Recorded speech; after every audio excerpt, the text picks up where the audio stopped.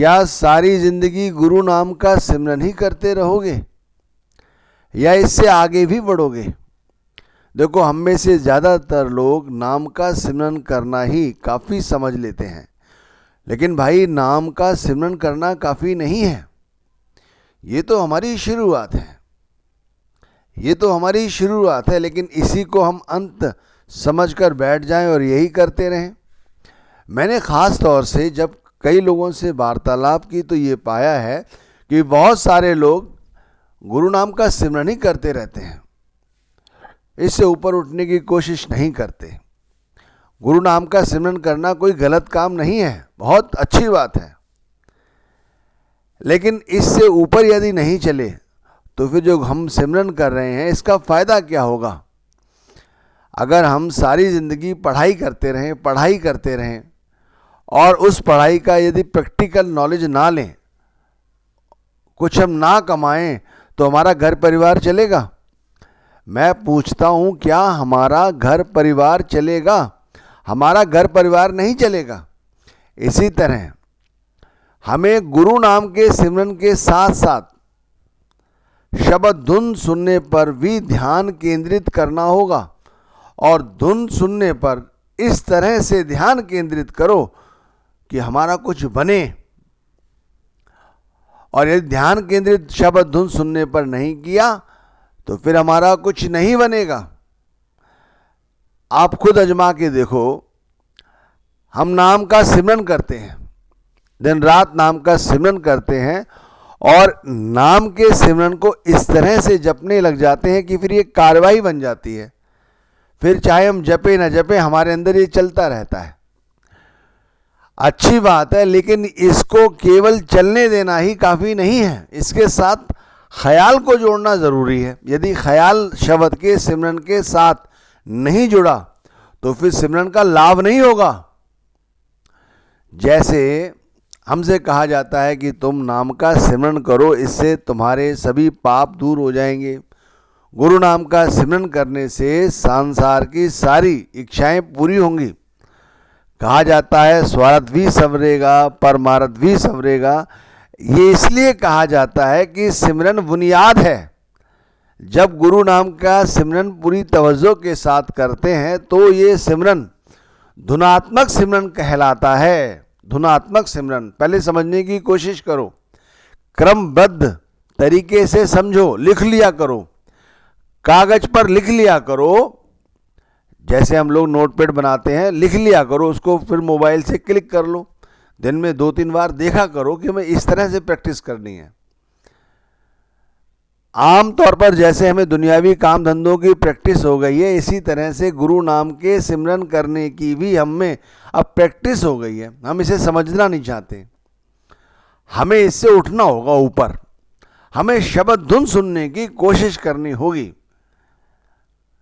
अब शब्द धुन की उसी व्यक्ति को ये सुनाई देती है जो नाम का सिमरन पूरी तवज्जो के साथ करता है। आई बात समझ में? नहीं आई?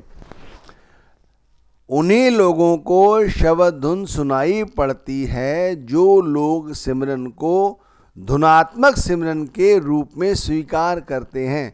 केवल नाम जपना ही काफ़ी नहीं है, केवल और केवल नाम जपना ही काफ़ी नहीं है। यदि नाम जपने से ही सब कुछ हो जाता तो नाम को जपना ना कह के ये रटना हो गया।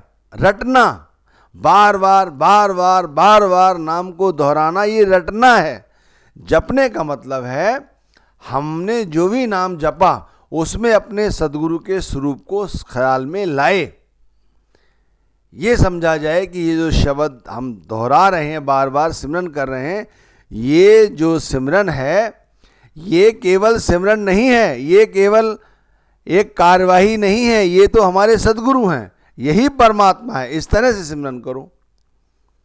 और फिर कहते हैं इसी शब्द धुन का आप सुनने की कोशिश करो, तब कुछ काम बनेगा। और शब्द धुन सुनने के लिए क्या करना होता है? जैसे माना मैं कोई नाम दोहरा रहा हूं, अजप्पा जाप के तौर पर हमें नाम, कोई मेरे अंदर नाम चल रहा है और नाम के साथ हमने किसी के स्वरूप को, अपने गुरु के स्वरूप को, परमात्मा के स्वरूप को समझा हुआ है, तो फिर अब नाम जपना बंद कर दो, तो फिर क्या होगा, नाम जपना बंद हो जाएगा और वो स्वरूप जो है वो हमारे सामने आने लगेगा। दिमाग में बार बार बात वही ख्याल आएगा। इसे और उदाहरण के तौर पे समझो, जब हमारी किसी से कुछ कहा सुनी हो जाती है तो वो हमें कुछ अपशब्द कहता है, एक बात। दूसरी बात, यदि हमसे कोई प्रेम करता है और हमसे कोई अच्छे वचन बोलता है, मैं दोनों बातें लेके इसलिए चल रहा हूँ क्योंकि बहुत सारे लोग नेगेटिव बात ही समझते हैं और बहुत सारे लोग ऐसे हैं जो पॉजिटिव विचार भी लाते हैं, तो दोनों तरह से समझाने की कोशिश कर रहा हूँ। समझो, यदि हमसे किसी ने कोई बुरा वार्तालाप किया तो क्या होता है, उसके शब्द हमारे कानों में गूंजते हैं और वो बात इतनी बुरी लग जाती है तो फिर क्या होता है, वो शब्द खत्म हो जाते हैं, उसकी शक्ल याद रह जाती कि उस व्यक्ति ने मुझसे ये बात कही। समझ गए आप? और जब तक उसका ख्याल दिमाग में रहता है, जब तक कि हमारे अंदर कोई नई चीज़ ना आ जाए तब तक। अब इसी बात को अच्छे तौर पे ले लो, यदि हमसे हमारे गुरु ने कुछ कहा तो हमें अपने सदगुरु की बातें उतनी ही याद आनी चाहिए जैसे कि उस दुनियावी तौर पे आ रही थी। और एक समय हम जब इसी ख्याल के साथ जुड़ जाते हैं तो फिर जो बातें थी वो अलग हट जाती हैं, वो छूट जाती हैं और फिर हमारे सदगुरु का स्वरूप हमारे अंदर रह जाता है, तो उनकी शक्ल हमारे अंदर आनी शुरू हो जाती। जैसे उससे हमारी लड़ाई हुई या कहा सुनी हुई और उसका स्वरूप आया, फिर दूसरे का स्वरूप जब आ जाता है तब पहले का स्वरूप छूट जाता है। लेकिन सदगुरु का स्वरूप चूंकि संसार में सबसे ऊंचा है, इसलिए इनसे ऊपर स्वरूप किसी का आ ही नहीं सकता, इसलिए इनका स्वरूप हमसे दूर नहीं होता। लेकिन होता है, सदगुरु का स्वरूप भी हमसे दूर होता चला जाता है। वो कैसे, समझो कि जब इस स्वरूप से हमें आवाज सुनाई देने लगे, शब्द धुन सुनाई देने लग जाए, तो फिर ये स्वरूप भी गायब हो जाता है। इसे शब्द धुन सुनना कहते हैं।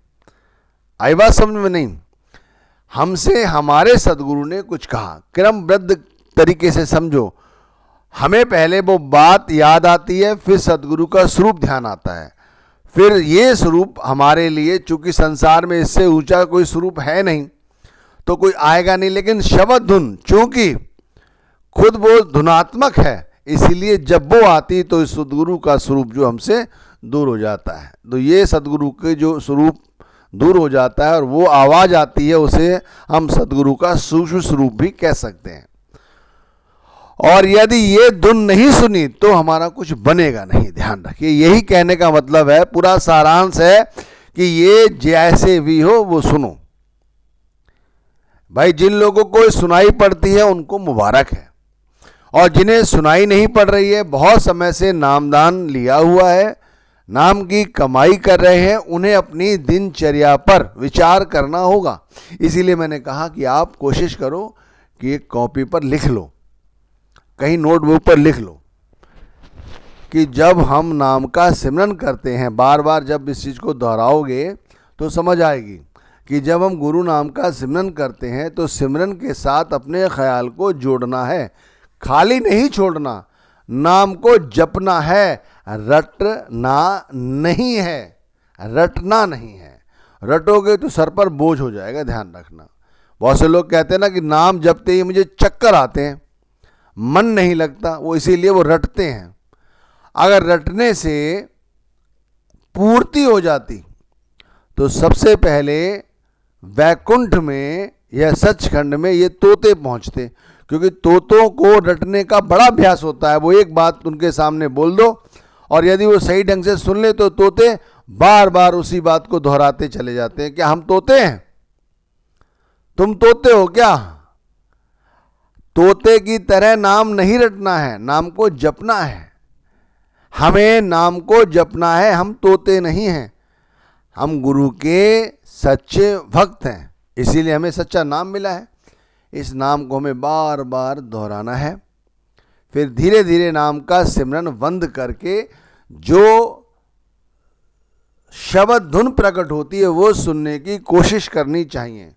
अब बहुत सारे लोग ऐसे हैं जो शब्द धुन सुनने के लिए चौखड़ी मार के या तरह तरह के आसनों पर बैठकर अपने शरीर की स्थिति से ये शब्द धुन सुनते हैं। और बहुत से लोग ऐसे भी हैं जिन्हें चलते फिरते शब्द धुन सुनाई दे जाती है। एक कहा दे जाती है, दूसरी बात समझो देती रहती है। वो चाहे दुनिया में बाजार में घूम रहे हों, किसी फंक्शन में हो, डीजे चल रहा हो, कुछ हो रहा हो, लेकिन उन्हें ये शब्द धुन हर वक्त सुनाई देती है। रात में सोएंगे तो और बहुत तेज सुनाई देगी। ऐसा क्यों है कि एक को बैठने पे सुनाई नहीं दे रही है, कुछ लोगों को बैठने के अभ्यास करने पर ही सुनाई देती है और एक को ऐसे ही सुनाई देती रहती है। तो समझो ऐसा क्यों है। जो लोग नाम का सिमरन, बहुत अच्छी तरह समझना, मैं बहुत इस पर स्पष्ट तौर पर कह रहा हूं कि जो लोग नाम का सिमरन पूरी तवज्जो के साथ करते हैं, अपने ख्याल को शब्द के सुमिरन के साथ जोड़ लेते हैं, उनको ये शब्द धुन चलते फिरते, उठते बैठते, खाते पीते, दुनियावी काम धंधे करते हुए भी स्पष्ट तौर पर सुनाई देती है। जो अपना ख्याल सदगुरु के स्वरूप के साथ या शब्द के सिमरन के दौरान जो कुछ भी होता है उसे सदगुरु की इच्छा, परमात्मा की इच्छा, परमात्मा समझकर स्वीकार करते हैं, उन्हें ये शब्द धुन स्पष्ट तौर पर चलते फिरते, उठते बैठते सुनाई देती है। और वरना अन्य लोगों को इसके लिए मेहनत करनी पड़ती है, मशक्कत करनी पड़ती है, आसन पर बैठना पड़ता है। लेकिन बगैर शब्द धुन सुने भाइयों मेरा किसी का कुछ नहीं